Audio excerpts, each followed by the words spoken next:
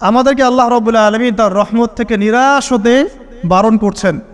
যে যত পাপ করেছে জীবনে, যদি একটা বার কেউ যদি আল্লাহ পাককে মন থেকে ডাকে, চোখ দিয়ে ঝরঝর করে পানি পড়ে, আল্লাহ পাককে বলে, সেজদায় গিয়ে পড়ে আল্লাহকে বলে রব্বিক ফিরলি, আল্লাহ আমাকে মাফ করে দাও, তার মনের মধ্যে যদি সততা থাকে, মন থেকে যদি সেই কথাটা বলে থাকে, আল্লাহ পাক শুধু তাকে ক্ষমাই করবেন না, তার সমস্ত গুনাহগুলোকে আল্লাহ নেকি দিয়ে পরিবর্তন করে দিয়েছে।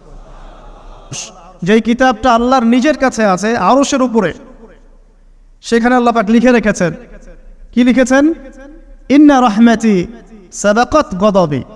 প্রতিটা ক্ষেত্রেই আমার রহমত, আমার দয়া, আমার করুণা আমার গজবকে পরাজিত করেছে। মানে আল্লাহ রাব্বুল আলামিনের গজব এর উপরে আল্লাহ পাকের রহমত অবস্থান করছে। জীবনের কোনো ক্ষেত্রে হতাশ হওয়ার কোনো সুযোগ নাই।